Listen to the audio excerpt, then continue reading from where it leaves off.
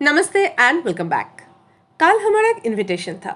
वापस आते आते रात हो चुकी थी तो कल रात को और कोई काम करने का मन नहीं था। मैंने अपना नाइट रूटीन फॉलो नहीं किया। आते आते हम ग्रॉसरीज भी लेके आए थे। मैंने शुभंतु को रिक्वेस्ट की थी कि प्लीज़ फ्रोज़न आइटम थोड़ा फ्रिज में रख दो, और फ्रोज़न आइटम ढूंढने के चक्कर में उन्होंने सारे ग्रॉसरीज बैग से बाहर निकल कर रख दिया। तो सुबह बागन को स्कूल भेजने के बाद मुझे मेरा घर कुछ इस हालत में मिला, कुछ भी अपनी जगह पे नहीं था।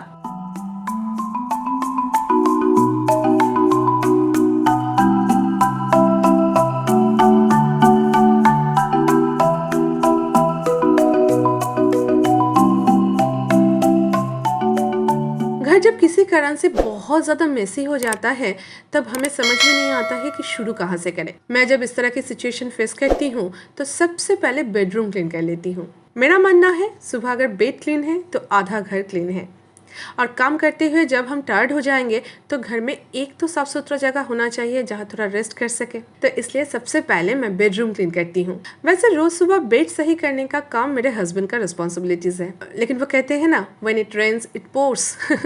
मेरी सिचुएशन भी कुछ वैसे ही था। आज मेरा भी इतना सारा काम है और आज शुमांतो भी बहुत बिजी है, तो आज की टू डू लिस्ट में और एक एक्स्ट्रा काम भी जुड़ गया। अभी करे तो क्या करें, सिचुएशन तो हमारे फेवर में हमेशा नहीं होगा, है ना। मुझे जब बहुत सारा काम करना पड़ता है ना तो मैं उसके बारे में ज्यादा सोचती नहीं हूँ। जो काम फिलहाल कर रही हूँ उसको जल्दी खत्म करने की ट्राई करती हूँ। ज्यादा सोचूंगी तो स्ट्रेस बढ़ेगा और कोई भी काम सही नहीं होगा। जब मैं ये बेडरूम क्लीन करना स्टार्ट किया तब मेरे दिमाग में ये चल रहा था कि ये रूम क्लीन करने में मुझे कितना टाइम लगेगा। ज्यादा से ज्यादा 15 मिनट्स, 15 मिनट में मैं ये काम खत्म कर लूंगी। और ये जो खुद को दिया हुआ एक छोटा सा चैलेंज है ना, ये काम जल्दी खत्म करने में बहुत ज्यादा हेल्प करता है। और मैंने देखा है कि काम उसी टाइम के अंदर अंदर खत्म भी हो जाता है। रूम में मुझे एक प्लास्टिक बैग मिल गया था और उसे ही मैं चीजें कलेक्ट करने के लिए यूज कर लूंगी। और इस रूम में ऐसा जो भी सामान है जो इस रूम का नहीं है उसे इस पैकेट में रखते जाऊंगी और बाद में सही जगह पे रख दूंगी। और जो चीजें इस रूम का है उसे भी साथ ही साथ अपनी जगह पे रख दूंगी। ऐसा ना काम जल्दी खत्म हो जाता है। बार बार एक रूम से दूसरे रूम में जाने की जरूरत नहीं पड़ता है। अगर आप मेरे नाइट रूटीन वाला वीडियो देखा है तो आपको पता होगा कि ये सब चीजें कलेक्ट करने के लिए मैं एक बास्केट यूज करती हूँ, लेकिन अभी बास्केट लाने का मन नहीं है। ये पैकेट से ही कम चला लूंगी। अक्टूबर भी चला गया। इस वीडियो जिस दिन मैं शूट कर रही थी उस दिन 1 नवंबर था। पलक झपकते ही कैसे दिन चला जाता है ना। अभी अभी तो सबको हैप्पी न्यू ईयर बोला था और देखो अभी साल खत्म होने वाले हैं। टाइम एक बहुत ही अजीब चीज़ है। It helps to heal, it helps to forget, it helps to forgive. हमेशा उसे काबू में रखने की कोशिश करें।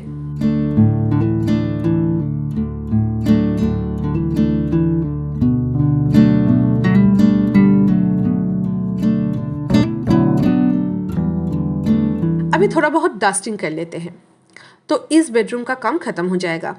ज़्यादा कुछ क्लीनिंग आज नहीं करूंगी क्योंकि और भी बहुत सारा काम है। सिर्फ सरफेस क्लीन करके छोड़ दूंगी।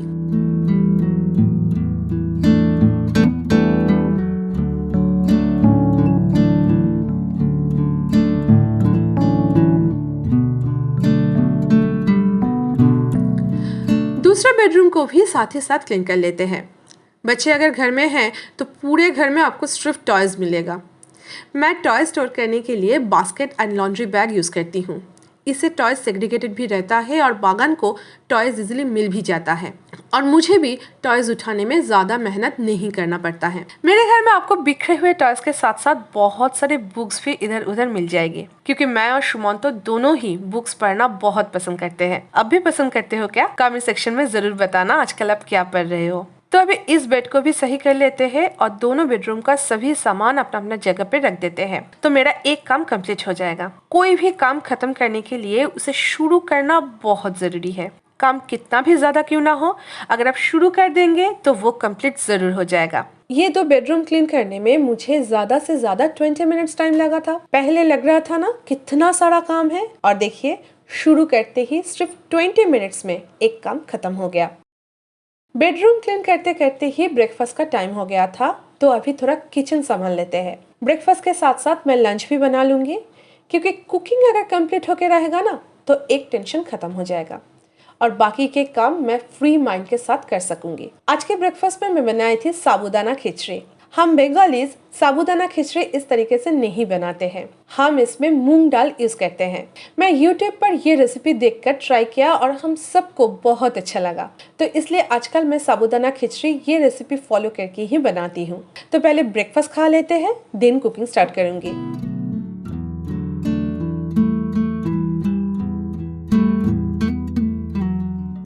आज के मेन्यू में बहुत सिंपल रखा है। मील प्लानिंग की लिस्ट आज मैं फॉलो नहीं किया। देखिए, सिचुएशन के हिसाब से फ्लेक्सिबल होना बहुत ज़रूरी है और प्रायोरिटी चूज करना भी ज़रूरी होता है। आज मेरा प्रायोरिटी थी क्लीनिंग एंड ऑर्गेनाइजिंग, तो बाकी के सारे काम मैं थोड़ा साइड कर दूंगी, उतना ही करूंगी जितना ज़रूरत है। एनीवे, तो जल्दी जल्दी कुकिंग कंप्लीट करने के बाद किचन भी क्लीन कर लेना है। दिन का सबसे ज़रूरी काम होता है खाना बनाना, और वो अगर रेडी हो जाए, जब भूख लगेगी तब अगर खाने की टेंशन ना रहे तो घर का बचा हुआ काम सुकून के साथ किया जा सकता है।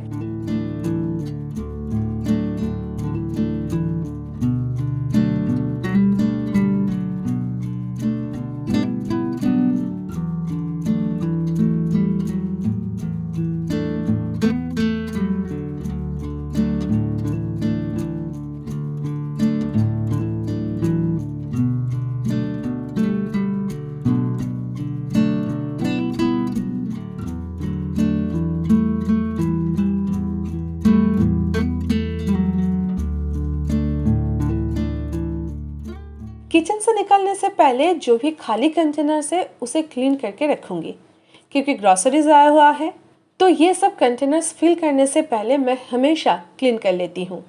और देखिए, विद इन 1 आवर किचन का सारा काम कंप्लीट हो गया। फिलहाल ये ग्रोसरीज को फिर से बैग में डाल के मैं डाइनिंग टेबल से हटा दूंगी, क्योंकि अभी लंच टाइम है, तो डाइनिंग टेबल खाली करना बहुत ज़्यादा ज़रूरी है। और ये ग्रोसरीज का बाद में देखा जाएगा, क्योंकि अभी सभी कंटेनर ड्राई हो रहा है, तो इसे मैं अभी अरेंज नहीं कर सकती। आज बगन का शूज़ मुझे क्लीन करना था, और उसके साथ साथ स्कूल का एक्टिविटी शूज़ को भी। पता नहीं स्कूल में क्या करता है कि एक्टिविटी शूज़ इतना गंदा करके लाता है। आपके बच्चे भी ऐसा करते हैं क्या? बताना तो। फ्राइडे उसका एक्टिविटी है, तो फ्राइडे से पहले इस शू को क्लीन करके ड्राई करना पड़ेगा। तो आज मैं इन दोनों को ही एक साथ क्लीन कर दूंगी। शूज मैंने डिटर्जेंट में भिगो के रख दिया, थोड़ी देर ऐसे ही छोड़ते हैं, बाद में क्लीन करेंगे। तब तक लिविंग एरिया क्लीन कर लेते हैं।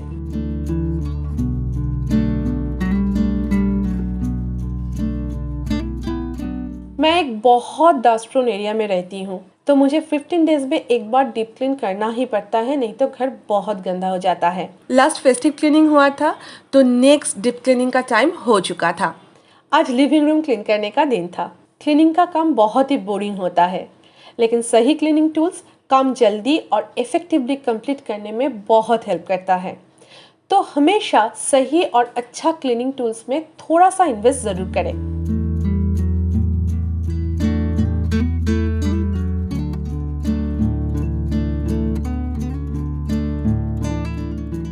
मॉपिंग करते हुए सोफे पर ऐसे पानी के दाग आ जाता है, और मेरा ब्लैक सोफा है, तो ये बहुत ज़्यादा गंदा दिखता है।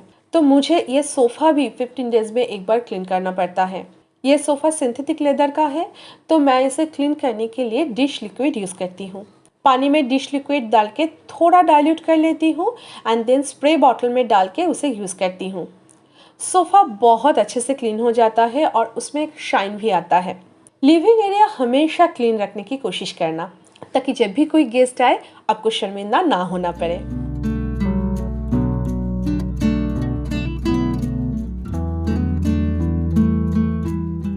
अभी थोड़ा सेंटर टेबल और कॉर्नर टेबल को भी वाइप कर लेंगे, और कारपेट के ऊपर एक बार वैक्यूम चला देंगे, तो मेरा लिविंग एरिया क्लीनिंग कंप्लीट हो जाएगा।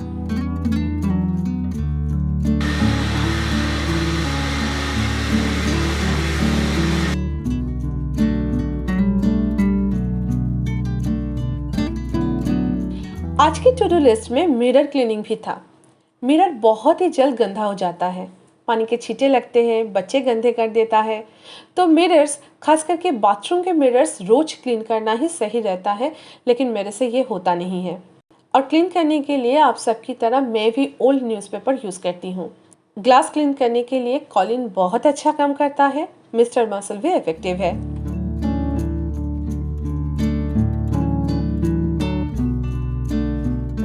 ऑलमोस्ट 1 घंटे से ये शूज मैंने सोख करके रखे थे। अभी इसे भी क्लीन कर लेती हूँ तो मेरा सभी क्लीनिंग का काम कंप्लीट हो जाएगा। शूज क्लीन करने के लिए मैं नॉर्मल डिटर्जेंट पाउडर और पुराना टूथब्रश यूज करती हूँ और इससे ही शूज अच्छे से क्लीन हो जाता है।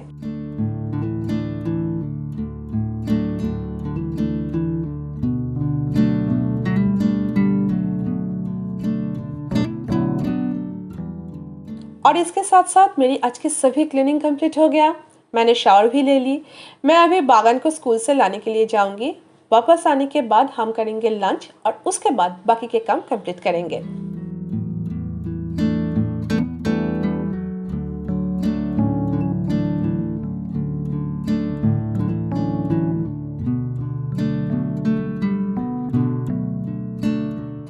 स्कूल से वापस आते ही माँ बेटे का 3rd वर्ल्ड वॉर स्टार्ट हो जाता है।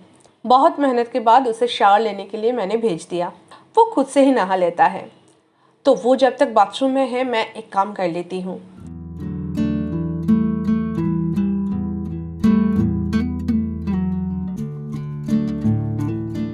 मेरे पास एक सिटिंग स्टोरेज है।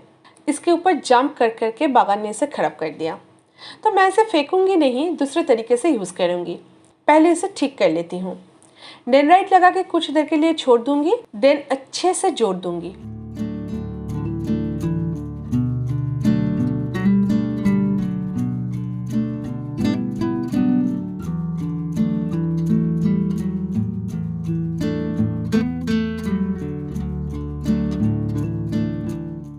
अभी इसे ऐसे ही रहने देते हैं। बागन का नहाना हो गया, अभी लंच कर लेते हैं।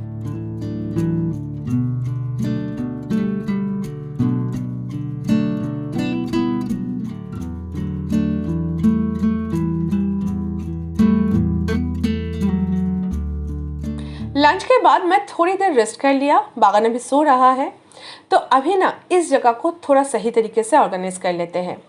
यहाँ पे जो भी है वो एसेंशियल क्लटर है। प्लास्टिक बैग डिस्पेंसर है, फैब्रिक शॉपिंग बैग स्टोर करके रखा हुआ है, नीचे भी कुछ रैंडम चीजें हैं जो कि जरूरी है, लेकिन ये सब एक विजुअल क्लटर क्रिएट कर रहा है। तो मैंने क्या किया, वो जो सिटिंग स्टोरेज मैंने अभी अभी ठीक किया था ना, उसमें ये सब कुछ रख दिया, तो वो सब कुछ छुप गया, लेकिन मैं सभी सामान इजीली एक्सेस भी कर सकती हूँ। तो देखिए, चीज़ें थोड़ा सा इधर उधर करने से, चीज़ों को थोड़ा सा डिफरेंट तरीके से यूज़ करने से ही घर कितना चेंज हो जाता है। टीवी के नीचे वाले कैबिनेट को भी थोड़ा सा रीअरेंज करना था। कोरोना के टाइम इस ड्रॉयर में मैं हैंड सैनिटाइजर, डिसइंफेक्टेंट वाइप्स ये सब रखती थी। अब ऐसे थोड़ा सा रीअरेंज करना जरूरी है। और ये जो कैबिनेट है ये भी बहुत ज़्यादा मेसी हो गया है, तो इसे भी थोड़ा सा सही करना है। तो सबसे पहले सब कुछ निकल कर कैबिनेट क्लीन कर लेते हैं।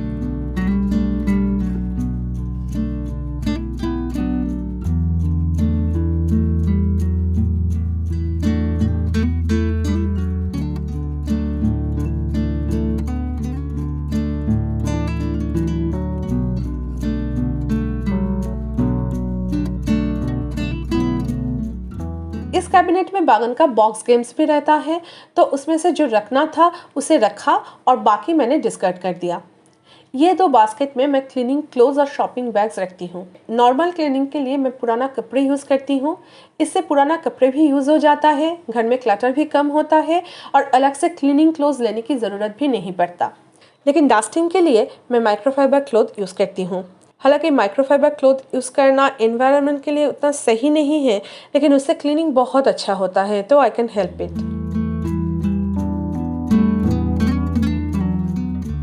शॉपिंग बैग मैं अलग से स्टोर करती हूँ। इस बास्केट में सभी बिग साइज के फैब्रिक शॉपिंग बैग स्टोर करके रख रखा है।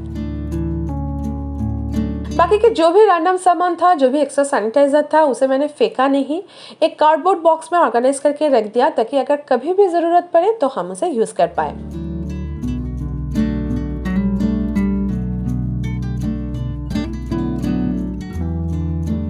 और नीचे के रैक में मैं हैंड टॉवल रखती थी, उसे भी वापस रख दिया। तो देखिए, यहाँ से मैंने कुछ भी डिक्लटर नहीं किया है, कुछ भी फेंका नहीं। चीज़ें थोड़ा सा रीअरेंज करते ही कितना खाली जगह निकल के आ गया। इसलिए बोला जाता है कि ऑर्गेनाइजेशन एक कंटिन्यूअस प्रोसेस है।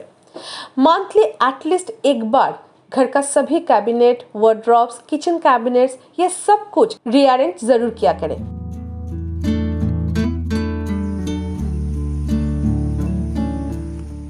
अभी शाम हो चुकी है और मेरे सभी कंटेनर्स ड्राई भी हो गया।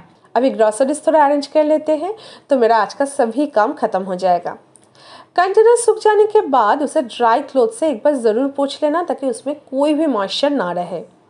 आज का दिन मेरे लिए बहुत ही प्रोडक्टिव रहा है। सुबह घर का जो हालत था वो बहुत ही स्ट्रेसफुल था, लेकिन मैंने छोटा छोटा गोल सेट करके सभी काम धीरे धीरे ख़त्म कर लिया। Actually you don't have to see the whole staircase, just take the first step. मैंने पहले भी बोला था ना, कोई भी काम ख़त्म करने के लिए उसे शुरू करना बहुत ज़रूरी है। मैं ऐसा ही करती हूँ और मैं आशा करती हूँ कि इस वीडियो से आपको काम करने का, अपना घर क्लीन करने का थोड़ा बहुत मोटिवेशन तो ज़रूर मिला होगा।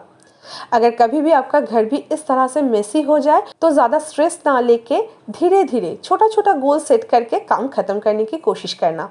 आप ज़रूर कामयाब होंगे, ट्रस्ट मी।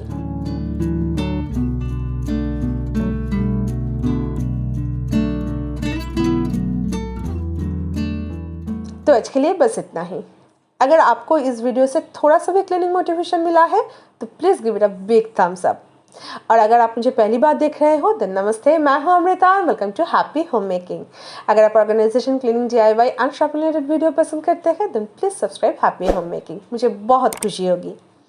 मैं मिलूंगी एक नए वीडियो के साथ next Sunday. Until then take care, lots of love from Happy Home Making. Bye bye.